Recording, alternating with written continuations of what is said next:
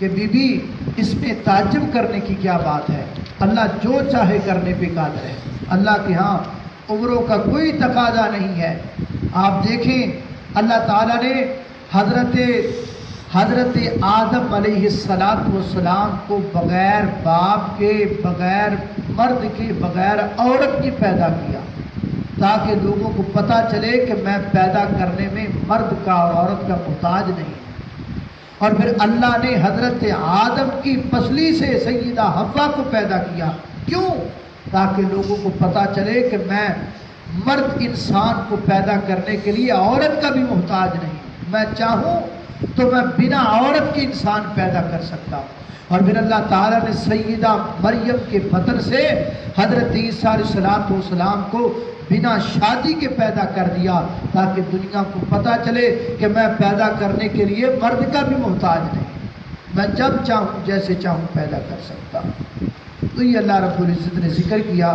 اس کے بعد سورہ یوسف شروع ہوتی ہے جو ایک بڑا دلچسپ قصہ بھی ہے، اور اس قصے کی ابتدا پورے قرآن میں یہی ایک واقعہ ہے جو تفصیل کے ساتھ پورا اللہ تعالیٰ نے سارا بیان کیا۔ یہ پوری صورت اکٹھی نازل ہوئی۔ اس کا شان نزول یہ ہے کہ مکے کے جو کافر تھے انہوں نے سوچا کہ محمد رسول اللہ صلی اللہ علیہ وسلم، ان کو ہم کیسے لاجواب کریں گے؟ ہم نے بڑے سوالات کر کے دیکھے لیکن یہ ہر سوال میں کامیاب ہو جاتا ہے۔ انہوں نے کیا کیا، یہودیوں کے پاس گئے، جا کے کہنے لگے یار ہمیں کوئی ایسا طریقہ بتاؤ کہ ہم محمد رسول اللہ صلی اللہ علیہ وسلم کو لاجواب کریں۔ انہوں نے کہا بھائی علمی سوال تو تم نے بڑے پوچھ لیے، اب تمہیں ایک تاریخی سوال بتاتے ہیں، شاید تاریخی سوال میں وہ جواب نہ آئے، اس لیے ہم تاریخی سوال یہ تمہیں بتاتے ہیں کہ تم نے جا کے یہ پوچھنا ہے کہ حضرت ابراہیم اور حضرت اسماعیل پھر حضرت اسحاق یہ سب کے سب تو فلسطین کے رہنے والے تھے، عراق کے رہنے والے تھے، پھر یہ سارے مصر کیسے پہنچ گئے؟ ان کی اولاد ہی ہے نا، حضرت ابراہیم کا بیٹا اسماعیل، حضرت ابراہیم علیہ السلام کے بیٹے اسحاق، پھر اسحاق کے بیٹے یعقوب، یعقوب کے بیٹے یوسف، یہ سارے یہ تو عراق کے رہنے والے ہیں، فلسطین کے، یہ مصر کیسے پہنچے؟ یہ تم سوال کرنا محمد رسول اللہ صلی اللہ علیہ وسلم سے، یہ ایک تاریخی سوال ہے، اسے تاریخ کا پتہ نہیں چلے گا اور وہ لاجواب ہو جائے گا، اور جب وہ لاجواب ہو جائے گا تو اس کے ساتھ ہی اس کو چھوڑ۔ اب انہوں نے نبی صلی اللہ علیہ وسلم سے یہ پورا سوال کیا، جی یہ بتائیں کہ یہ لوگ انبیاء جو تھے حضرت ابراہیم، اسماعیل، اسحاق علیہ السلام، یہ سب اہل عراق ہیں، یہ کیسے مصر میں پہنچے؟ تو تب اللہ نے یہ پوری صورت کا نزول فرمایا کہ یہ مصر میں کیسے پہنچے۔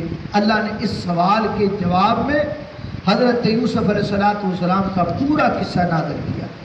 تو قصہ اللہ تعالیٰ نے یوں شروع کیا، فرمایا اذ قال یوسف لأبیہ یا ابت انی رأیت احد عشر کوکبا۔ حضرت یوسف علیہ السلام نے خواب دیکھا۔ خواب، یہ ہمارے پاس وقت کم ہوتا ہے لیکن یہ قصہ ایسا ہے کہ یہ تو بڑا لمبا چوڑا قصہ ہے۔ خواب جو ہوتا ہے، بہرحال میں کوشش کروں گا اختصار کے ساتھ، خواب جو ہوتا ہے اس کی اسلام میں بڑی اہمیت ہے۔ ہمیں جو خواب آتے ہیں ہمیں ان کو اگنور نہیں کرنا چاہیے، لیکن ہو خواب، یہ نہیں میں خواب میں موٹر سائیکل چلاتا چلاتا آسمانوں پہ چڑھ گیا، ایسے نہ ہو، صحیح خواب ہو۔ کئی بندے عجیب و غریب خواب پوچھتے ہیں، عجیب و غریب، جی میں خواب میں موٹر سائیکل، مجھے یہ کسی نے پوچھا تھا اس لیے مجھے یاد، عجیب میں موٹر سائیکل چلاتا چلاتا آسمانوں پہ چڑھ، اس کی کیا تعبیر ہے؟ میں اس کی تعبیر مجھے نہیں آتی، یہ کیا خواب ہے؟ بعض خواب ہمارے دنیاوی خیالات ہوتے ہیں۔ دو چیزیں یاد رکھیں، دو چیزیں خواب نہیں ہو سکتی، یعنی دو چیزوں کا خواب جو آئے اس کی تعبیر نہیں ہوتی، ایک انسان کی خواہش، ایک انسان کا خوف، ڈر، جو دن میں انسان ڈر دیکھتا ہے وہ رات کو خواب میں آ جائے، اس خواب کی تعبیر۔ ایک انسان کی خواہشات ہوتی ہیں، انسان خواہشات کرتا رہتا ہے، یوں ہو جائے، یوں ہو جائے، یوں ہو جائے، وہی رات کو خواب بن جاتا ہے۔ یہ دو خواب تعبیر والے نہیں ہوتے، تعبیر والے خواب کچھ اور ہوتے ہیں۔ مثلا خواب میں آپ ستارہ دیکھتے ہیں، اس کی تعبیر ہے، آپ چاند دیکھتے ہیں، اس کی بھی تعبیر ہے، آپ خواب میں بارش دیکھتے ہیں، اس کی تعبیر ہے، آپ خواب میں جوتا دیکھتے ہیں، اس کی تعبیر ہے، سانپ دیکھتے ہیں، اس کی تعبیر ہے، آپ خواب میں جو ہے شیر دیکھتے ہیں اس کی تعبیر، یعنی کچھ چیز آپ دیکھتے ہیں اس کے پھر اس حساب سے تعبیر ہوتی ہے۔ بہرحال تو حضرت یوسف علیہ السلام نے خواب دیکھا۔ خواب کیا دیکھا؟ اپنے باپ سے کہنے لگے انی رأیت احد عشر کوکبا، میں نے 11 ستاروں کو دیکھا، وہ میرے سامنے سجدہ ریز ہیں، والشمس والقمر، اور سورج اور چاند کو بھی میں نے دیکھا۔ تو حضرت یعقوب علیہ السلام چونکہ اللہ کے نبی تھے، فرمانے لگے میرا بیٹا یا بنی لا تقصص رؤیاک علی اخوتک فیکیدوا لک کیدا، تو یہ خواب اپنے بھائیوں سے بیان نہ کر۔ اس کی وجہ یہ ہے کہ شاید وہ تیرے بارے کچھ نہ کچھ چال سوچیں۔ اب حضرت یعقوب علیہ السلام اس خواب کی تعبیر سمجھ چکے تھے کہ یہ میرا بیٹا نبی بنے گا، اللہ اس کو نبی بنائے گا۔ اب حضرت یعقوب کو علم تھا اس بات، اس لیے کہا کہ باقی اپنے بھائیوں کو مت بتانا۔ بہرحال بھائیوں کو کیسے پتہ چلا، اس میں مفسرین کی کئی ایک اقوال ہیں۔ ایک یہ ہے کہ جب حضرت یوسف علیہ السلام بتا رہے تھے تب انہوں نے سن لیا، باہر کسی طریقے سے بھائیوں کو پتہ چل گیا۔ بھائی پہلے بھی کچھ نہ کچھ حضرت یوسف علیہ السلام کے ساتھ حسد کرتے تھے، اور حسد کی بنیاد اور وجہ یہ تھی کہ حضرت یعقوب اس سے زیادہ محبت کرتے ہیں، ہم سے کیوں نہیں کرتے؟ ہم کماتے ہیں، ہم لے کے آتے ہیں، ساری محبت اس کے ساتھ ہے، ہمارے ساتھ کیوں نہیں ہے؟ ہم کوئی ایسا طریقہ سوچیں کہ یہ یوسف جو ہے یہ نکل جائے، اگر ظاہر ہے یہ نہیں ہوگا تو اس کی محبت، اس کا جو حصہ ہے وہ بھی ہمیں ملے گا۔ اب یہ ان کے دل میں حسد آیا۔ اب حسد کی بنا پر انہوں نے کیا کیا، انہوں نے بیٹھ کر ایک میٹنگ کی کہ اب کیا کرنا چاہیے۔ تو میٹنگ میں یہ بات طے ہوئی، پہلے تو یہ بات کہنے لگے کہ اقتلوا یوسف، یوسف کو قتل کر دو معاذ اللہ۔ پھر ایک بھائی نے کہا قتل کرنا اچھی بات نہیں ہے، بھائی کے خون سے اپنے ہاتھوں کو رنگے، یہ درست نہیں، ہم ایسے کرتے ہیں القوہ فی غیابۃ الجب، لے جاتے ہیں اور وہاں جا کے کنویں میں پھینک دیتے ہیں، وہاں سے کوئی اٹھا کے لے جائے گا، ہمیں کوئی پریشانی نہیں ہوگی۔ اب یہ بات طے کر کے اگلے دن حضرت یعقوب علیہ السلام یعنی اپنے والد محترم کے پاس، ابا جی ہم باہر جا رہے ہیں شکار کے لیے، تو آپ ایسا کریں کہ ہمارے ساتھ یوسف کو بھی بھیج دیں، یوسف ہمارے ساتھ جائے گا، کھیلے گا، ہمارا بھائی ہے، ہمیں اس سے محبت ہے، ہمیں اس سے پیار ہے۔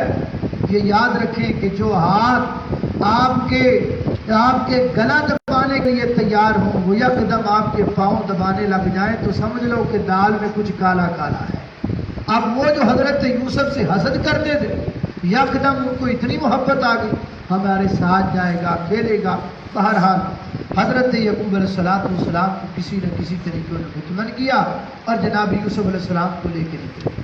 وہاں پہنچ کر انہوں نے کیا کیا کہ حضرت یوسف علیہ السلام کا کرتا اتار دیا، اور اتار کر جتنی اذیتیں دینا چاہتے تھے اذیتیں دی، پھر ان کو اٹھا کر کنویں میں پھینک دیا، خود کھیلتے رہے۔ پھر شام کو واپس آئے، شام کو یہاں مولانا محمد حسین شیخوپوری رحمۃ اللہ علیہ وہ اس سارے واقعے کو 10 محرم کے ساتھ ملاتے ہیں۔ شام کے وقت آئے روتے ہوئے، خون سے لت پت ہو کے شام کو آئے اور روتے ہوئے آئے۔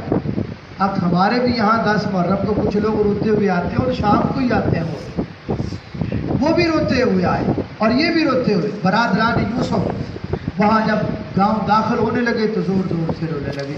حضرت یعقوب علیہ السلام پہلے ہی انتظار میں تھے کہ وجہ کیا ہے، رونے کی آواز آئی۔ جب وہاں پہنچے اور پوچھا بتاؤ کیا بات ہے، کیا مسئلہ بنا، تو کہنے لگے انا ذهبنا نستبق وترکنا یوسف عند متاعنا فاکلہ الذئب، ہم نے یوسف علیہ السلام کو اپنے سامان کے پاس بٹھایا، ہم کھیلنے لگے، ہم جب واپس آئے تو دیکھا یوسف وہاں تھا ہی نہیں، فاکلہ الذئب، اس کو بھیڑیا کھا گیا۔ وجاؤ علی قمیصہ بدم کذب، وہ کرتا، یہ دیکھو اگر آپ کو ہم پہ یقین نہیں ہے تو یہ کرتا لے کر آئے ہیں جو خون سے بھرا ہوا۔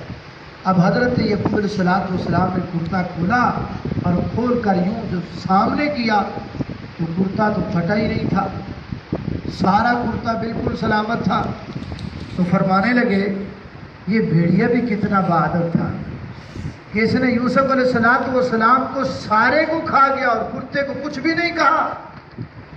تو مولانا محمد حسین شیخوپوری رحمۃ اللہ علیہ یہاں بڑی پھر ایک دوسرے کوڑیاں مار کے کہیں وہ پاڑتے لینا سی، پھاڑ تو لینا تھا کرتا۔ جھوٹ جب جھوٹ ہوتا ہے تو آپ جھوٹ کی تھوڑی سی تحقیق کریں تو انشاءاللہ جھوٹ پکڑنا بڑا آسان ہے۔ اب صرف کرتا کھولا اور کھولنے سے ساری بات واضح۔ فرمانے لگے قال بل سولت لکم انفسکم امرا فصبر جمیل، فصبر جمیل۔ صبر جمیل کا معنی کیا ہے؟ بر وقت صبر کرنا، یہ نہیں رو رو رو کے سارا محلہ سر پہ اٹھا لیا اور بعد میں کہہ دیا میرا تو صبر ہی ہے۔ یہ صبر نہیں ہوتا۔ صبر یہ ہے جو حضرت یعقوب علیہ السلام نے کیا، فصبر جمیل، کہا میرا صبر ہے، واللہ المستعان، میں اللہ تعالیٰ کی طرف کرتا ہوں۔ اب یہ معاملہ یہاں ختم ہو گیا۔ اب ادھر حضرت یوسف علیہ السلام کنویں میں ہے، وہاں ایک قافلہ آیا۔ یہاں محدثین لکھتے ہیں کہ یہ 3 دن بعد پھر گئے اور پھر انہوں نے حضرت یوسف علیہ السلام کو نکالا اور نکال کر پھر یہ قافلہ آیا تو قافلے والوں کو بیچ دیا۔ لیکن قرآن جو ہے اس سے یہ معلوم ہوتا ہے کہ یہ پھینک کر آ گئے۔ جب قافلہ آیا، قافلے والوں کو پانی کی طلب تھی، انہوں نے کنویں کے اندر ڈول ڈالا۔ حضرت یوسف علیہ السلام اس ڈول میں بیٹھ گئے اور انہیں باہر کھینچا تو کہنے لگے قال یا بشرا ھذا غلام، یہ تو غلام ہے، لڑکا ہے، بچہ ہے۔ اور اس دور میں یہ غلام بیچے جاتے تھے، خریدے بھی جاتے تھے۔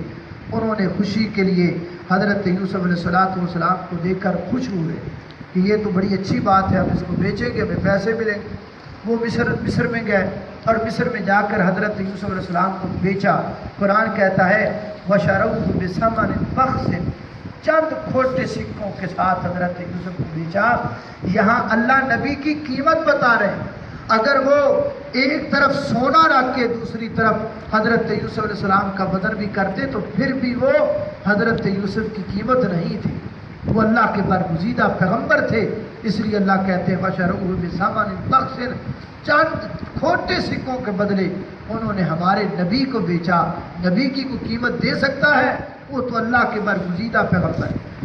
جس نے خریدا وہ اپنے گھر لے کر آیا اور اس نے اپنی بیوی سے کہا وَقَالَ الَّذِي اشْتَرَاهُ مِن مِصْرَ لِامْرَأَتِهِ أَكْرِمِي مَثْوَاهُ عَسَىٰ أَن يَنفَعَنَا أَوْ نَتَّخِذَهُ وَلَدًا۔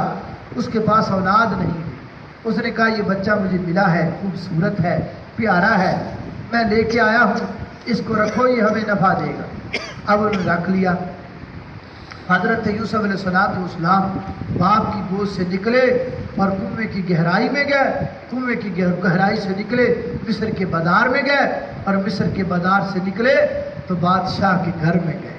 یہ اتار چڑھاؤ ہے، یہ عروج و زوال ہے، یہ مکافات ہے، یہ معاملہ چلتا رہتا ہے۔ جو دن جب برے آ جائیں تو اللہ اچھے بھی دن لے آتا ہے۔ ان مع العسر یسرا، اب اچھے دن آ گئے، یہاں زندگی گزارتے رہے۔ بالآخر حضرت یوسف علیہ السلام جوانی چڑھے، جوان ہوئے اور خوبصورت ترین تھے۔ اللہ تعالیٰ نے پوری کائنات کا حسن ادا کر کے جناب یوسف علیہ السلام کو دیا بھی۔ فلما بلغ اشدہ آتیناہ حکما وعلما، ہم نے حکمت بھی دی، علم بھی دی۔ محدثین فرماتے ہیں حکمت سے مراد اللہ نے حضرت یوسف علیہ السلام کو خوابوں کی تعبیر کا خاص علم سکھایا اور نبوت بھی دی۔ اب نبی بھی تھے، حکمت بھی تھی، علم بھی تھے، جوان بھی تھے اور خوبصورت بھی تھے۔ اب اس کا نتیجہ کیا ہوا؟ وراودته التي هو في بيتها عن نفسه، اسی عورت نے جس کے گھر میں جناب یوسف علیہ السلام تھے، اس نے جناب یوسف علیہ السلام کو برگلانا شروع کر دیا، حضرت یوسف علیہ السلام پر ڈورے ڈالنے شروع کر دیے۔ آخر ایک دن وہ اپنے اس برے امر کو اور بری خواہش کو پائے تکمیل تک پہنچانے کے لیے 100% تیار ہو۔ اس نے کیا کیا؟ حضرت یوسف علیہ السلام کو بلایا اور بلا کر دروازوں کو بند کر دیا اور دروازوں کو بند کر کے کہنے لگی ہئی تلک یوسف، میری جوانی، میرا حسن، میرا شباب، میرا جمال، میرا سب کچھ تمہارے لیے ہے۔ تو حضرت یوسف علیہ السلام فرماتے ہیں قال معاذ اللہ، بی بی مجھے اللہ سے ڈر لگتا ہے، مجھے اپنے خالق سے ڈر لگتا ہے۔ میں مانتا ہوں کہ اس بند کمرے میں کوئی دیکھنے والا نہیں ہے، لیکن میرا رب تو دیکھنے والا ہے۔ تو پھر کیا ہوا؟ واستبق الباب، حضرت یوسف علیہ السلام دوڑے اور دروازے کھلتے چلے گئے، وہ پیچھے دوڑتی چلی گئی۔ اس نے جناب یوسف علیہ السلام کو روکنے کے لیے پیچھے سے پکڑا، اور کرتا اتنی جلدی نہیں پھٹتا۔ کوئی بندہ دوڑ رہا ہو، آپ اس کو پکڑے اتنی جلدی، کپڑے اتنی جلدی نہیں پھٹتے۔ تو حضرت یوسف علیہ السلام برائی سے اتنی نفرت کرتے تھے کہ آپ اتنا تیز دوڑے کہ جب اس نے کرتا پکڑا تو کرتے کا وہ حصہ اس کے ہاتھ میں آ گیا۔ یہاں محدثین فرماتے ہیں کہ اللہ رب العزت نے اپنے پیارے یوسف کی اس طرح رکھوالی کی، فرمایا تیرے ارادے گندے ہیں زلیخا، اور جو تیرے ہاتھ جہاں یوسف کے کپڑوں پہ لگ جائیں گے، چونکہ تیرے ہاتھ گندے ہیں، میں یہ کرتے کا حصہ بھی یوسف کے بدن پر واپس نہیں جانے دوں گا۔ اللہ تعالیٰ نے وہ حصہ اس کے ہاتھ میں رہنے دیا۔ کرتا پھٹ گیا۔ جب دروازے پہ پہنچے تو وہاں وہ عزیز مصر تھا، اور جہاں پہنچتے گئے تو جاتے ہی وہ جو ہے یہ زلیخا، اس نے سارا پینترا ہی بدل دیا، سارے کا سارا ملبہ جناب یوسف علیہ السلام پہ ڈال دیا۔ اس شخص کا کیا ہونا چاہیے جو آپ کے گھر میں آپ کی بیوی کے ساتھ برائی کا ارادہ رکھے؟ حضرت یوسف علیہ السلام پریشان ہو گئے۔ اندر کیا کہہ رہی تھی؟ اندر ہئی طلاق کی رٹ لگا رہی تھی، اور یہاں باہر آتے ہی فوراً بدل گئی، سارا کچھ بدل دیا۔ حضرت یوسف علیہ السلام بولے قال ہی راودتنی عن نفسی، اس نے مجھے خود بہلایا، یہ خود مجھے برائی پہ مجبور کر رہی تھی، میرا اس میں کوئی ارادہ نہیں تھا۔ وشہد شاہد من اہلہا، پھر ایک بولنے والا، بعض کہتے ہیں کہ بچہ بولا، لیکن قرآن کے سیاق اس بات سے معلوم ہوتا ہے کہ کوئی تیسرا شخص فیصلہ کرنے والا تھا۔ اس نے کہا بھائی کرتا دیکھ لو، ظاہر ہے دونوں بھاگ رہے تھے، تو ان میں سے ایک جو برائی کے لیے بلا رہا تھا اور ایک برائی سے بچ رہا تھا، کرتا دیکھو، کرتے سے واضح ہو جائے گا۔ اگر یوسف علیہ السلام کا کرتا سامنے سے پھٹا ہے تو پھر اس کا مطلب ہے کہ قصور یوسف علیہ السلام کا ہے، اور اگر پیچھے سے پھٹا ہے تو ظاہر ہے یوسف دوڑے ہوں گے، اس نے پکڑا ہوگا۔ جو جب کرتا دیکھا تو کرتا پیچھے سے پھٹا تھا، بات واضح ہو گئی۔ حضرت یوسف علیہ السلام کی جو ہے صفائی ثابت ہو گئی کہ یہ بے گناہ ہے، پاک دامن ہے۔ تو پھر ہوا کیا؟ پھر وہی ہوا جو بادشاہوں کے ہاں ہوتا ہے، وہ جانے دو جی، وہ جانے دو، کوئی بات نہیں، یوسف تو بھی درگزر کر، جانے دے، بس یہاں بات کو یہاں ٹھپ دو، ختم کر دو، یہ کسی کے سامنے ذکر مت کرنا۔ یوسف اعرض عن ھذا واستغفر لذنبک، اس کو کہا تو نے غلط کیا، تو نے جرم کیا، معافی مانگ اپنے گناہ کی، معاملہ رفع دفع کر، یہاں رفع دفع ہو گیا۔ اب یہ بات یہاں تک نہیں رہی، ظاہر ہے عورتوں کی بات ہے تو یہ تو ہو نہیں سکتا نا، کوئی بات مشہور کرنی ہو نا تو آپ ایک بیوی کو بتا دیں بس، پھر دیکھنا وہ بات کیسے مشہور ہوتی ہے۔ کیا یہ سب سے بڑا جھوٹ ہے نا کہ دو بیویاں آپس میں بیٹھی اور خاموش بیٹھی، یہ تو ہو نہیں سکتا۔ اب چونکہ یہ بیویوں کی بات تھی اور بیویوں میں چلنی شروع ہو گئی، ایک نے دوسری کو بتایا اور ساتھ کہہ دیا آگے نہ بتانا، اس نے اگلی کو بتایا، اس نے کہا آگے نہ بتانا، ایسے کرتے کرتے سب کو انہوں نے بتایا۔ اب جب پورے مصر میں یہ رولا پڑ گیا، کھپ پڑنے لگی کہ یہ کیسی عورت ہے زلیخا، اس نے کیا کام کیا کہ اپنے گھر کے غلام کے ساتھ اس کا ارادہ بدکاری۔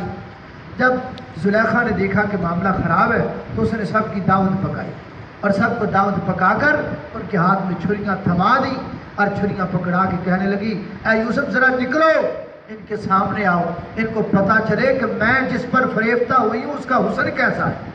کچھ حضرت یوسف علیہ السلام نکلے، انہوں نے دیکھا، قلنا حاشا للہ ما ھذا بشرا، اتنا خوبصورت،